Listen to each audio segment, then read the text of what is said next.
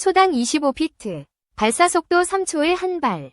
KF-21 스텔스 내부 무장창 개발. 미국도 깜짝 놀란 한 새로운 기술 방식. 국방과학연구소가 개발 중인 국산 초음속 공대지 순항미사일 최근 열린 사천 에어쇼를 통해 실제 모습이 공개됐다. 우리 공군의 경공격기 FA-50에 장착되는 이 미사일은 수백 km 밖에서 음속보다 빠른 속도로 날아 타격하기 때문에 적의 치명상을 줄 수 있는 이른바 독침 무기로 평가된다. 2026년 이후 개발이 끝나면 폴란드, 루마니아 등 FA-50을 구매했거나 구매 계획을 갖고 있는 국가에도 좋은 영향을 줄 것으로 기대된다. 2024 사천 에어쇼가 24일 경남 사천 비행장에서 막을 올렸다. 이날 사천 비행장에는 국산 경공투기 FA-50에 탑재되는 초음속 공대지 순항미사일이 처음 공개됐다.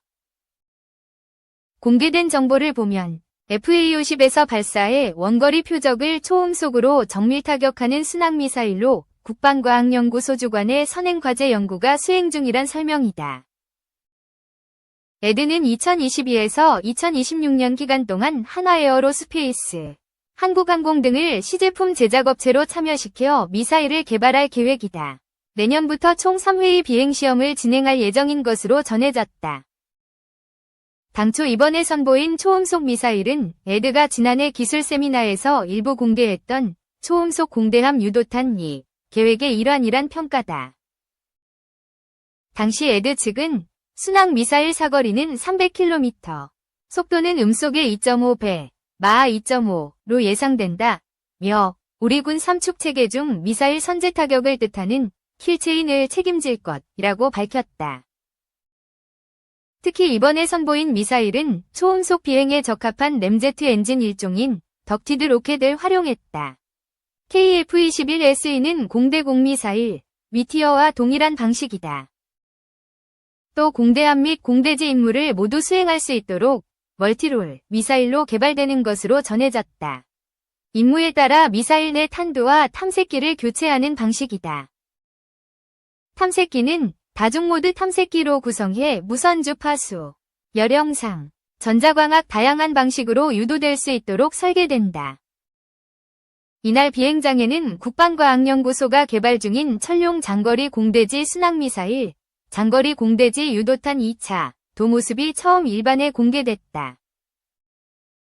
역시 에드가 주관해 2021에서 2028년 연구기간 동안 개발을 하고 있다. KF-21에 탑재하는 첫 장거리 공대지 미사일로 사거리 500km 이상으로 예상된다. 항제밍 정밀복합항법, 스텔스 설계, 터보엔진 등 첨단 기술이 적용된다. 우리 공군의 F-15K에 탑재되는 독일 타우러스, 토러스를 모델로 개발되는 전략무기로 평가된다. 이 같은 초음속 미사일은 FA-50을 구매하려는 국가들에도 일정 부분 긍정적 영향을 줄 것이란 평가다. 김민석 한국국방안보포럼 연구위원은 FA-50이나 KF-21에 다른 전투기들이 가지지 못하는 초음속 무기가 통합되면 적의 탄도미사일이나 대공무기를 신속히 제거할 수 있다며 수출국들이 우리 전투기를 매우 매력적으로 볼 것이라고 예상했다. 사천 에어쇼 현장에는 방한한 폴란드 기자단이 에어쇼를 관람하며 전시된 초음속 미사일을 취재했다. 현재 폴란드 일각에선 한국으로부터 수입한 FA-50GF의 무장 통합 과정에서 문제들이 발생해 후속 계약을 취소해야 한다는 의견을 내고 있다. 세자리 톰치크 폴란드 국방차관은 지난달 자국의회에서 아마도 세계 최초의 전투 능력이 없는 훈련 전투기라며 FA-50을 각종 무장 없이 구매한 것에 대해 비판했다. 폴란드가 FA-50의 미국 무기인 AIM-9X, 사이드와인더 단거리 공대공 미사일과 AIM-120, 암남 능동 유도형 중거리 공대공 미사일을 장착하려고 계획했지만 미국으로부터 도입이 원활하지 않은 점을 비판한 것이다. FA-50PL, 폴란드형 의 추가 인도는 2025년으로 예정돼 있다.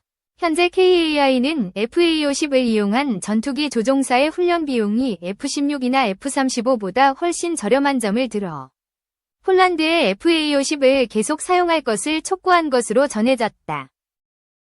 강구영 한국항공우주산업 KAI 사장은 최근 폴란드 일간지 제치포스폴리타와의 인터뷰에서 FA-50 훈련 비용은 F-16이나 F-35에 비해 훨씬 저렴하다며 FA-50의 비행시간당 운영비용은 구형 F-16의 40%, 최신형 F-16V의 25%, F-35의 12%에 불과하다고 설명했다. 향후 미국 공대공 미사일이 FA-50에 통합되고 개발 중인 초음속 공대지 미사일까지 장착되면 폴란드 기대 요구를 충족하는 무기가 될 수 있다는 게 KAI의 계산이다. 강 사장은 FA-50의 무장 시스템 능력은 한국뿐 아니라 필리핀, 이라크, 태국 등 고객에게도 입증됐다며 이들 국가에서는 공대공 및 공대지 임무를 수행하고 있다고 강조했다. 2. 사설 북한군 러시아 파병 확인 한반도 안보 엄중하다. 러시아로 파병된 북한 전투부대의 우크라이나 전 투입이 현실화됐다. 북대서양조약기구 사무총장은 북한군 부대들이 쿠르스크 지역에 배치됐다는 것을 확인해 줄 수 있다고 밝혔다. 일진 3,000명, 추가 1만여 명으로 추산되고 있다. 쿠르스크주는 우크라이나군과 러시아군이 맞붙고 있는 격전지 중 한 곳이다.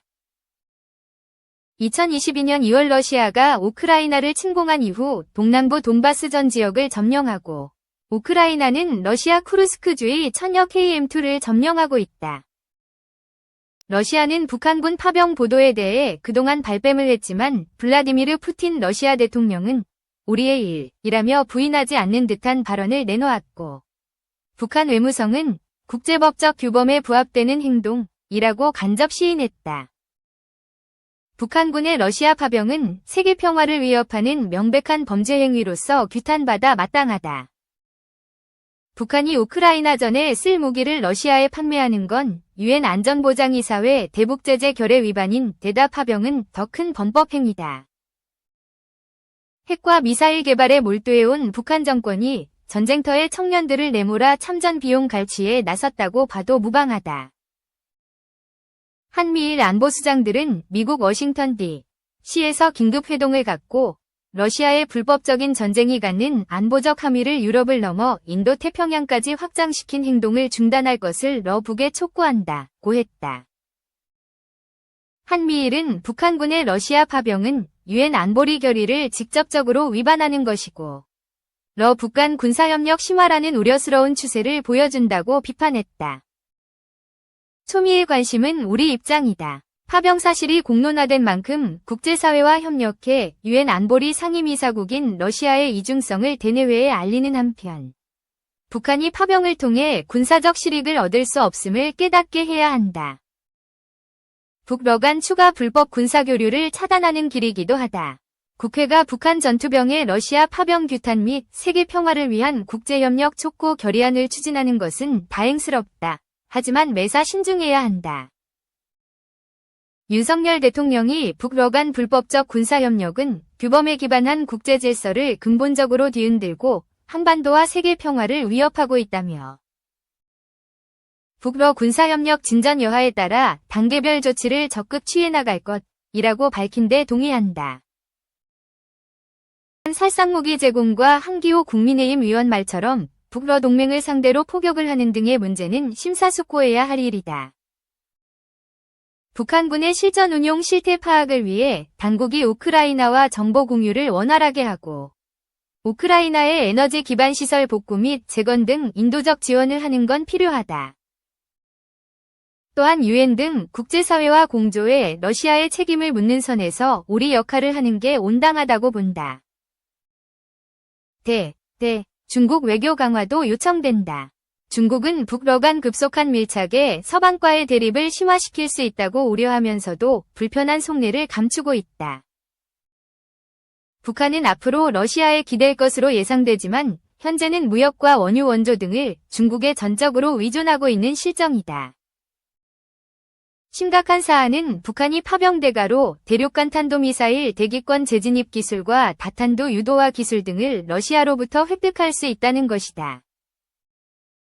더욱이 북한이 러시아를 위해 파병한 것처럼 한반도 유사시 러시아가 북한을 돕기 위해 군사적으로 개입할 가능성이 커졌다. 한반도 안보 상황이 엄중하다. 북한이 날려보낸 쓰레기 풍선이 최근 용산 대통령실 정사 경내에 떨어졌다. 대통령 부부를 비난하는 대남피라 전단지도 발견됐다. 파병과는 별개로 남남 갈등을 획책하려는 대남 도발이다. 경각심을 갖고 대비해야 할 때다.